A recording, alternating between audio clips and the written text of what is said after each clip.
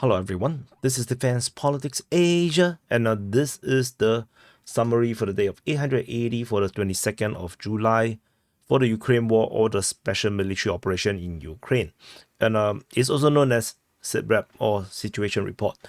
And for those that do not know, this map here, you can actually access this on the Defense Politics Asia's website, which is a website that I very lazy to update, but you can still find this mapping there.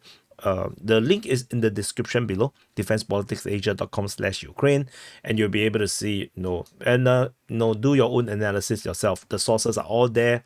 I don't make anything up. Everything is there.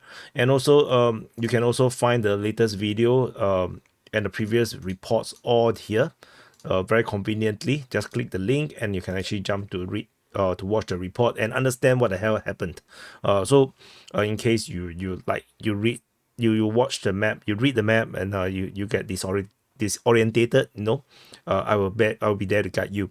So the frontline changes report, as of course, has already been out, so check it out on the main channel.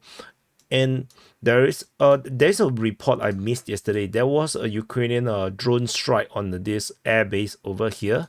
It's called the Milarovo Air Base or airfield. So there's some small damage to the to some hangars and something. So you can see there is a Russian air base. So it was hit. So I actually forgot to mention this. This was on the 21st of July, so just the day before. So another strike that I want to talk about is this one. The Iskander actually hit a HIMARS, allegedly. The video footage is impossible to see whether there is a HIMARS, but the Russian Defense Ministry posted this, and it's located by military summary, and is located in Novopetrivka.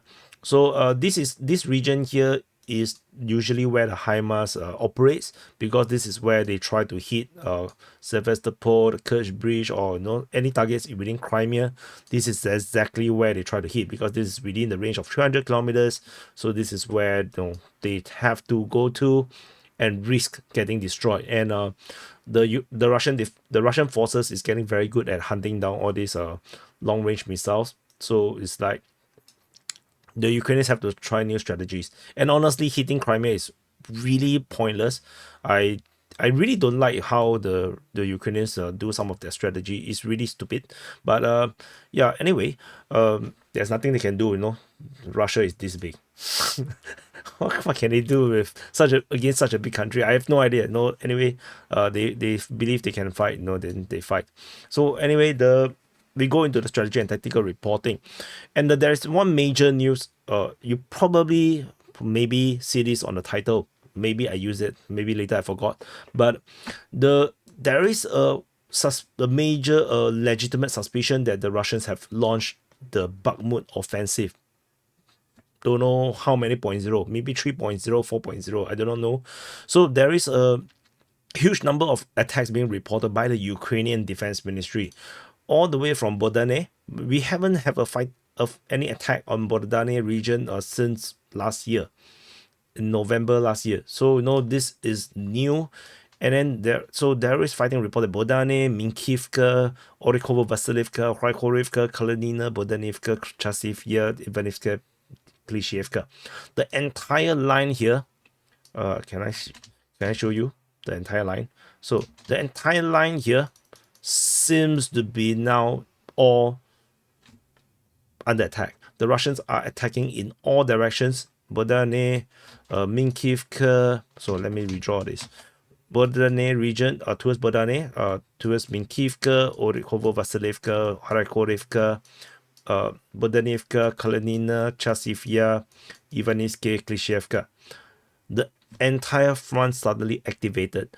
This is only I would say the first day of this feeling I get that it's an offensive, but it's not confirmed yet. At least I haven't seen today's information yet. So this is based on just yesterday's report, purely based on Ukrainian Defense Ministry report, because it is very unusual to have the entire front line burning up. And previously we also have fighting reported near Novomakove. That could be also a precursor to what was to come. So no, that this is a very, very unusual situation. Maybe there's a Bakhmut offensive has started. The so far my intuition when I see this kind of thing seems to be pretty accurate. I'm not always correct, but sometimes, like many of the time, it's actually pretty accurate because I report every day. When there's unusual situation happening, this no, it just no tickles me. My hair start to stand, and they start to talk to me, and then I hallucinate, and I need to eat my medicine. No, I'm just joking. So anyway, this is just something there. And of course, not just NGF, not just Klishchevka. In the southern part, there's Andrievka as well, Bilohora and Dilievka. But the reports, the one at Dilievka is by the Russian Defense Ministry. Bilohora is by the Ukrainian Defense Ministry, and you can see even the lower part, the southern half, there is also fighting being reported. So the entire front, the entire Bakhmut front has activated entirely. The entire front has activated. So something to take note of. So I just want to put this up front because I know a lot of you guys will just drop off very quickly. So yeah, maybe already drop off because I talk about the missile strike. I should have started off with this. But anyway, no, for the patient people, you guys get the meat. Yeah, take that meat, slap it in your face. So anyway, we go to so I covered Bakhmut front. We go to go by the clockwise direction. Of course, the main offensive action is still over at Adievka. There is also some major things happened in the along the Oscu fronts, particularly Kupian's front region, and yeah. So there a lot of front lines are all activating, and so stay tuned, stay tuned. So we go into the Kharkiv front. At the Kharkiv front, the usual things are still happening. In this area here, Russian forces are attacking at Klipoke, over at Lipsy, at Taritsia, Voschansk. And these are the main ones. We'll go into details. Maybe I missed some information. So over at Lipsy sector, Russian forces, as mentioned, is fighting in the area of Klipoke as well as in Lipsy. No frontline changes was reported. Lipsy region, that within Lipsy there was a FAB 3000 dropped on some targets within Lipsy. So it must be some kind of bunker. There's literally no reasons to drop such heavy bomb unless they really want to hit something that was pretty deep. So if not, the FAB 250 500 will probably do the same job. So yeah, we shall see how this goes. Although the explosion to me is not very spectacular, it doesn't make me feel like it's a bigger explosion. But the Russian Defense Ministry said that it's a very big explosion. So yeah, yeah.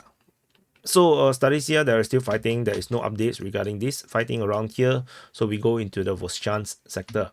At the Voschansk sector, there is still continued fighting reported in this region. A new geolocation of Russian airstrike was reported within Voschansk itself, where the Ukrainians are. So this shows Ukraine's presence still remains the same there. Some video footages showing up in Voschansk really show life is hard within Voschansk for both sides, especially Russian side as well, despite they have all the superiority. I think I already mentioned this yesterday, so I'm not going to rehash. Then there's also another airstrike being geolocated in Taike. Whoops. In Taike itself. So yeah, that also shows the Ukrainians still present at Taike. So situation remains pretty much the same in the Kharkiv front. We move into the Kupiansk front. At the Kupiansk front, there is two sectors that we want to cover. There's the Sinkivka sector, and then of course the Pushchany sector. At the Sinkivka sector, the usual things, the Russian forces attacking in the Sinkivka region and Petropavlivka. Some geolocation of Ukrainian forces getting hit by artillery, showing Ukrainian presence in this region of Sinkivka in the west and southwest. And there was a very weird report coming from the Ukrainian Defense Ministry. This happens from time to time. They will sometimes drop some very weird locations which don't make sense. This time around is Kinderashivka. So this is the first time Kinderashivka was actually mentioned.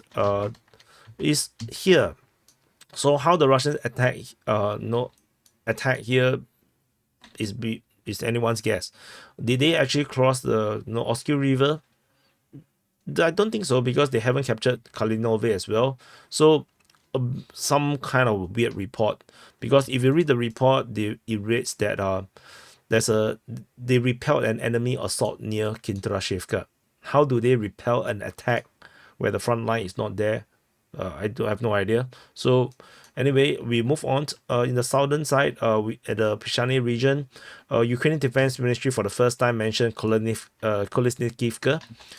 This is the first time Kolesnikivka was mentioned. So which means that they have already acknowledged, on top of the Glushkivka direction, the Russians are also pushing towards Kolesnikivka. These are both Ukrainian Defense Ministry report. The Ukrainians did not mention Pishani, only the Russian Defense Ministry and Deep State UA mentioned Pishani.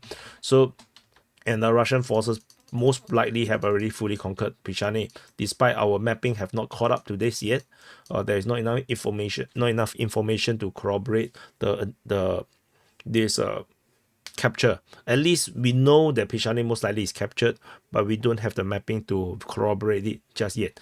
Russian forces are also pushing in the Berestove region, and so that's the current strategic situation in this area here. If the Russians are successful in showing this two bulge thingy, and capture these two region, yeah, very, very disastrous for the Ukrainians, strategically speaking. So, and that will collapse the entire front line here very, very easily. So we move down to the Svetove front. We have fighting reported at Novoserhiyevka as well as Makiivka. Novoserhiyevka, we haven't seen fighting reported here since April. So it's been a long time since we seen this name again. So which also suggests that the possibility that the Russians have actually launched some kind of offensive on top of what happened over in the northern part of Shpechany.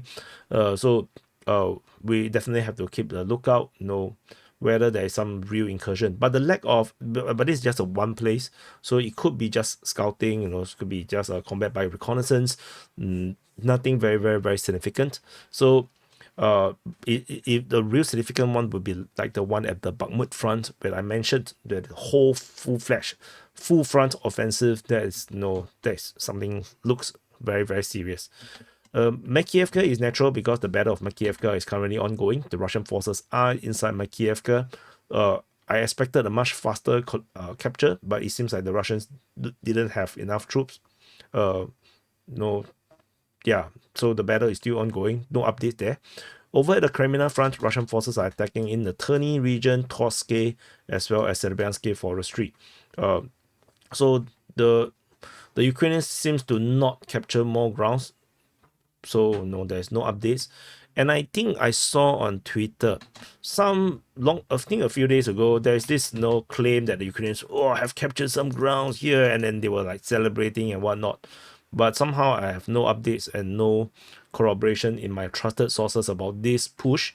I bet for some of you guys may watch or follow pro-Ukrainian sources, they mentioned this attack, this success over here. I have no idea where to get this information. I don't have it. So I just to let you know, I did see this, but it's not within my trusted sources, so I'm not going to talk about it. So over the Sivers front, Russian forces continue their Sivers offensive. Verkanyamsky, Spurny, Vimka, and Peresny. So these are reported by the Ukrainian Defense Ministry. Ukrainians are the one that talk about this. Geolocation corroborating some of this Russian presence in the northeast of Rostolivka. Not very significant per se, because we already know the Russians most likely have good progress around that region. And it's making progress. So over at the Bakhmut front, as I mentioned, northern flank. So we go, even I zoom in, I also cannot cover everything. But some important notes. So I already covered this front, but just take some notes. Bodani is pretty important. That will cut off Vasyukivka. And taking this, going to right Oleksandrivka, this will present massive strategic consequences on the Ukrainian side. The entire Sivers front may fall if the Russians take right Oleksandrivka and push towards Kalizenka. Is it called Kalizenka? Kaliniki. Oh my god. So if they go there, the entire Severus front may collapse. Because the only road left to resupply is through Liman. Man, Liman is a dangerous place. So, and Minkivka is in this region here. The significant is Minkivka. This area here, this is where one of the forward operating positions are for the Ukrainians. So this is like a forward HQ.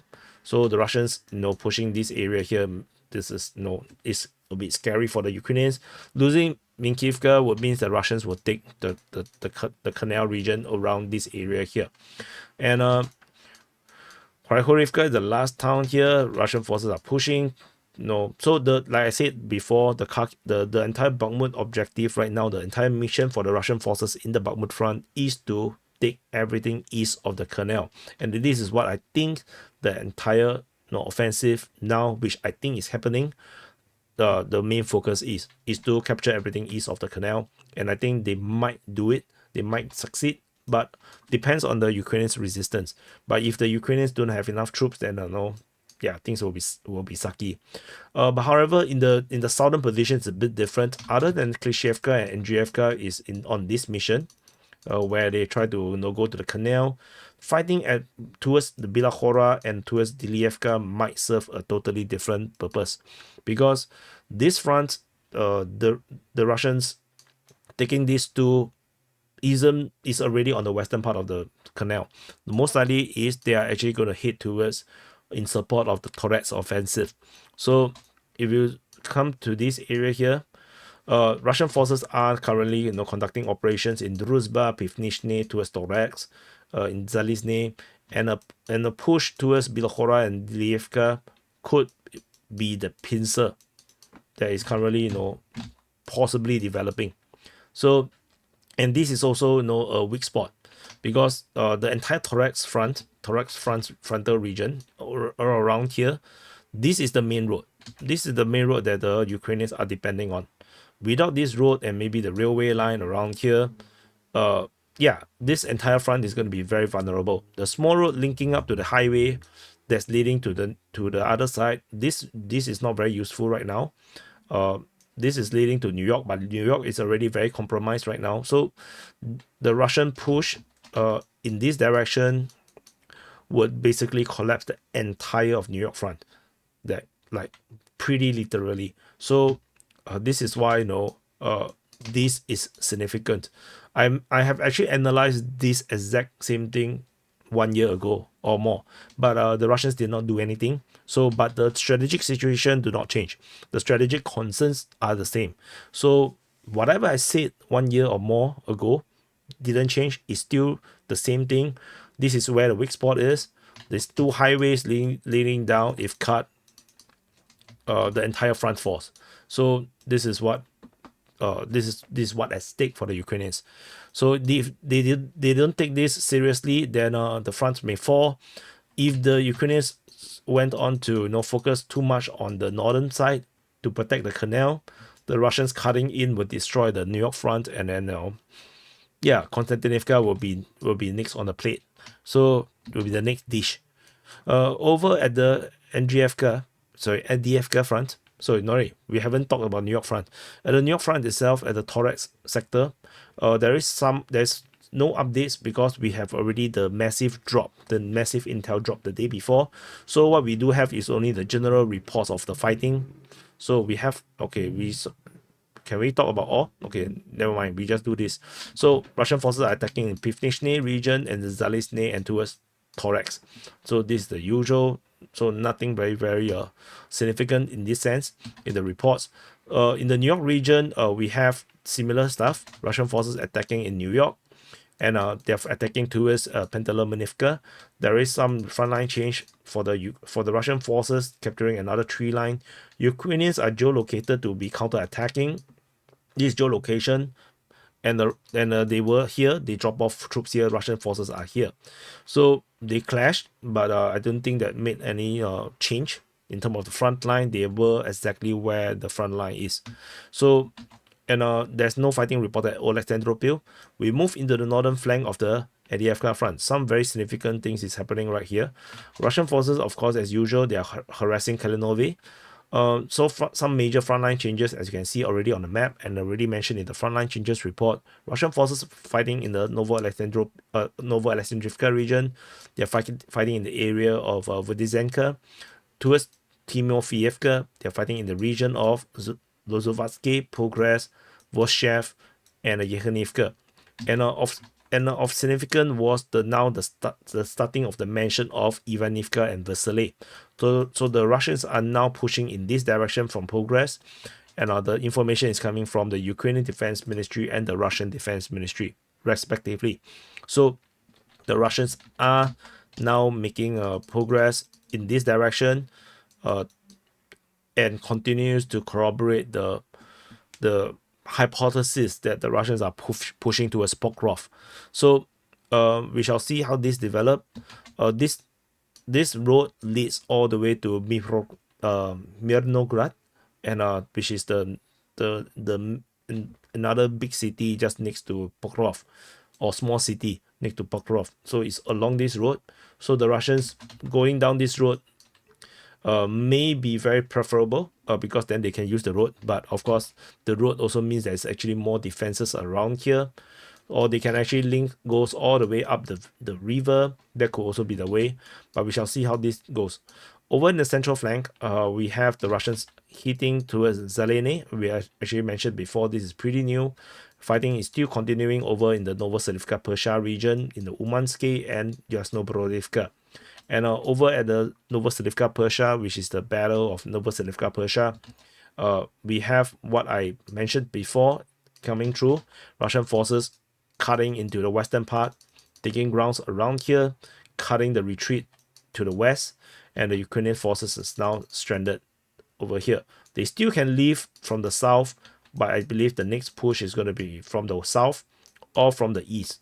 So no, situation remains tactically and strategically the same as I last mentioned, just that this happened, which is I already predicted is likely to happen. So we move on. In the southern flank, we have no updates. We go into the Donetsk front in the northern part, in the Krasnohorivka region. There is fighting reported in Krasnohorivka as usual. Fighting is reported at Georgievka, and some major news happening in Maximilianivka.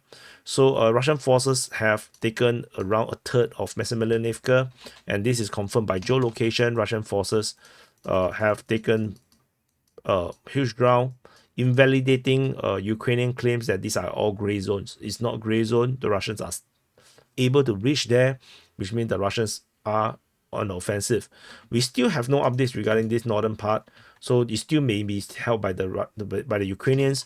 If you look at the relief mapping, we can see that this area here is somewhat of a high ground. So the Ukrainians are having the high ground, but the Russians don't really care. They continue to punch through the lower ground. So we shall see how this continue to develop in this region here.